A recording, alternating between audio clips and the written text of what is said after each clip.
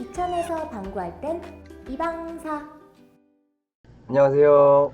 안녕하세요. 안녕하세요. 네, 이방사 TV의 쉬운 남자입니다. 이주신 팀장입니다. 똘똘이 박수영입니다. 근데 보통 전세 같은 경우 있잖아요. 전세자금 대출이라는 게 있잖아요. 근데 그거는 전세가의 뭐 70%, 그렇죠? 전세가의 80% 이런 식으로 대출이 나오잖아요. 그렇죠. 이것도 전세가가 매매가를 넘어버리면 좀 막 그게 안 되겠죠? 80%, 70% 이런 식으로. 근데 전세 대출은 왜냐하면 전세는 조금 헷갈릴 수 있는 게 음. 전세가의 80%, 그렇죠? 전세가의 70% 이런 식으로 대출을 내어줘요. 근데 거의 다 해주는 걸로 알고 있어요. 그래서 이게 가능하더라고요. 전세가를 올린다. 그럼 대출 한도액도 올라간다. 네. 전세자금 대출은 이제 제가 좀 가장 관련이 깊지 않나 싶어요. 왜냐면 신혼부부 손님을 제가 좀 많이 상대를 하니까 그분들은 이제 주택담보대출도 하지만 전세를 집을 많이 보세요. 네. 그래서 그분들이 가장 많이 하시는 게 당연히 이제 신혼부부 전세대출, 그렇죠? 그렇죠. 저는 네. 전세 대출 안 해본 지가 한 2년 된 것 같은데 네. 너무 많이 생겼어요. 그래서 LH도 전세자금 대출 이제 가지고 오세요. LH 전세자금 대출. 요거는 이제 특이한 게 신혼부부 전세자금 대출 이제 90%까지 발생 가능. 나는 저 LH 전세자금 대출을 네. 투자자가 활용하면 되게 좋다고. 나라 돈을 잘 좀 위험한 것 같은데. 나라 돈을 잘 활용해야 돼. 문재인 그쵸? 정부를 욕할 게 아니라 나라 돈이죠. 문재인 정부가 그 추진하는 방향에 따라서 수익을 네. 생각하면 이게 아주 좋다. 네. 맞아요. 그래서 LH 대출 같은 경우에는 그 전세액의 뭐 네. 70%까지 가능하다 이런 게 아니고 정해줘요. 네. 금액을 정해줘요. 네. 1억이면 1억 이렇게. 네. 네, 그래서 1억에 만약에 내가 돈이 모자라다 하면은 1억 2천짜리 집에 들어가는데 1억을 받고 2천은 내 돈으로 지금 하고 이런 방식. 질문 들었습니다. 2주택 이상자 전세자금 대출 받을 방법이 있나요? 2주택 이상자? 네, 전세자금 대출 받을 방법이 있나요? 2주택 이상자. 자, 여기서 박종화 과장님 사연 소개 들어가야 되는 거 아니에요? 네, 이거는 제가 실제로 겪은 일인데 아직은 1주택은 아직은 무주택이구나. 아직은 무주택이고요. 그리고 민간 임대 아파트가 하나 있어요. 한 상태에서 제가 전세를 들어가려고 전셋집을 구했어요. 전세 대출 얼마 받으려고 하셨죠? 전세 대출 이제 1억짜리 전세였고요. 네. 대출은 이제 9천. 네. 아, 1억짜리 전세 받아 1억짜리인데 대출 9천 받으려고 했어요? 네, 진짜 이거- 이거 사기꾼이네. 1억 9천만 원 대출을 신청을 했어요, 실제로. 은행. 청년 대출이 된대. 네. 아, 청년 대출? 아, 맞아요. 이거 지금 설명 다 안 들었는데 청년 대출에 제가 받았어요. 아니 뭐 대출 이름이 왜 이렇게 많아? 청년 대출 이제 90%까지 나와요. 와. 그래서 이제 90%니까 9천만 원이니까 제가 신청을 했죠. 와. 근데 이 민간 임대 아파트에서 걸렸어요. 이것 때문에 제가 대출을 못 받았어요. 그럼 민간 임대 아파트가 아니라 그냥 2주택이었으면 나오는 거예요? 2주택이었으면 안 나오지 않나요? 제가 알기로는 안 나오는데. 제가 알고 있기로도 주택을 보유하고 있으면 안 나오는 걸로 알고 있어요. 예. 받을 방법 없어요? 그거는 모르겠어요. 왜 그러냐면 별도 방법이면 모르겠지만 예. 은행에서 맞아요. 안 된다 그랬어요. 중소기업 대출은 100%. 와, 전세자금 대출을 100% 예, 해줘요? 근데 이게 LH보다 더 까다로워요. 와. 웬만하면 거의 못 구해요. 와. 구하기가 어렵더라고요. 이러니까 이렇게 많이 전세자금 대출 이렇게 많이 해주니까 저거가 나오는 거 갭투자가 나오는 거예요. 그쵸. 백채 아파트 소유자가 나오는 거예요. 우리나라는 전세를 막 이렇게 네. 장려하는 것 같아요. 네. 근데 전세라는 제도 자체가 대한민국에밖에 없잖아요. 예. 어떻게 생각? 저는 좀 약간 없어졌으면 좀 하기도 하거든요. 네. 위험하니까. 그거 왜 근데 전세 대출 많이 해주는 줄 알아요? 그러세요? 은행에서 매매나 이런 담보 대출 자꾸 규제하니까 솔직히 대출량이 줄잖아요. 네. 그러면 이거예요. 매매하는 사람이 70명, 전세 들어가는 사람이 30명이었다 쳐요. 네. 임차인이 30명이라고 쳐요. 근데 나라에서 매매를 규제하면 매매하는 사람이 30명, 전세나 월세 들어가는 사람이 70명이 되는 거예요. 근데 그냥 월세로 들어간다. 얘네들이 그냥 월세로 들어간다. 그러면 그 월세 수입은 누구한테 들어가요? 임대인한테 들어가죠. 그러면은 근데 만약에 전세 대출을 100% 해준다. 그럼 그 월세 수입이 누구한테 들어가? 일부가. 월세 수입이 누구한테 들어가요? 네? 은행에 들어가잖아요. 은행이 임대인이 될 수가 있잖아요. 아, 임대업에 편승할 수 있잖아요. 전세 대출이란 제도로. 그러네. 예. 근데 전세 대출 이자가 싸냐? 아니잖아요. 매매 대출이랑 비슷하거나 더 비싸요. 그러니까 뭐가 되죠? 은행은 손해 볼 게 없는 거예요. 나라에서 대출 규제를 해도.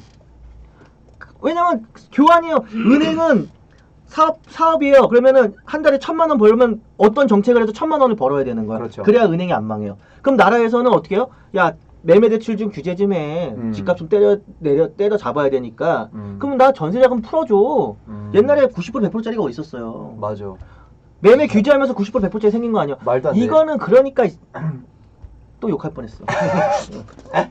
그런 거예요. 네, 그래서 얘기 나와서 한번 보면 그 2017년도 10월 24일 날 네. 이주택 방법 있어요. 있어요? 명의 바꿔서. 아, 전세자 명의를 바꿔서. 다른 사람 명의 변경 말고 그거 말고는 없는 거죠?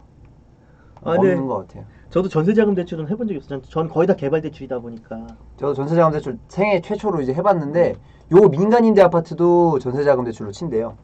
전세 대출로 취급한대요. 저도 몰랐어요. 처음 알았어요. 그래서 제가 대출이 반려가 됐습니다. 대출 얘기 나와서 한번 보면은 이거 저기 2017년도 그 10월 24일 날 가계부채 종합대책을 발표했었거든요. 그때 당시에 우리나라가 1,400조가 넘었었대요, 가계대출. 근데 지금 2019년도인데 그 1,500조 찍었다고 하더라고요. 예를 들어서 갑자기 드는 생각인데 만약에 내가 부동산으로 사기를 친다면 이런 사기가 생길 것 같아요.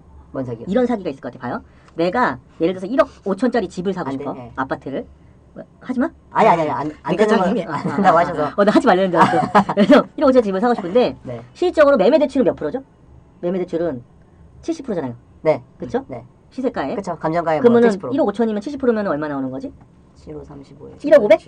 1억 500. 1억 500 나오는 거잖아요. 근데 예를 들어서 내 친구 명의나 지인 명의로 거기다 전세를 넣어. 응. 그러면 근데 전세를 1억 4천에 넣어. 응. 그럼 100% 나오는 거잖아요. 그렇죠. 그럼 1억 4천이 대출이 나오네요. 그리고 내가 살아. 그러면 아니면 재테크 수단으로 써도 되겠네요. 와. 야, 네 명의 좀 빌려줘. 전세 계약하게. 그다음에 네 이름으로 대출 받아서 내가 이자 낼게. 그건 진짜 무섭다. 그러면 나 돈 1,000만 원이면 아파트 사네요. 그것도 싼 이자로? 어. 그건 진짜 무서운데요? 그건 진짜 무서워요. 이런 거 있을까요, 없을까요?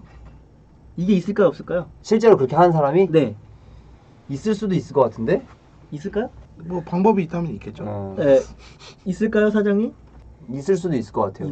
이런 방식으로 사기를 쳐먹은 일당들이 많아요. 아... 그거를 그래서 대표 통장 얘기가 나오는 거예요.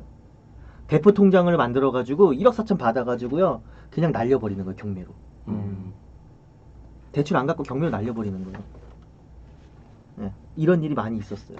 진짜 은행은 잘만 이용하면 돈 벌 수 있게 네, 해주네요. 그냥 네. 전세대출로 이빨 받아가지고요. 그래서 은행에서 그거 사건 터져가지고 다 조사하잖아요. 진짜 계약인지. 그래서 공인중개사 이름 들어가야 된다라고 공인중개사한테 전화해서 진짜 대출 나가는 건지 확인하잖아요. 그렇게 하시는 분 있대잖아요. 와. 네. 있어요.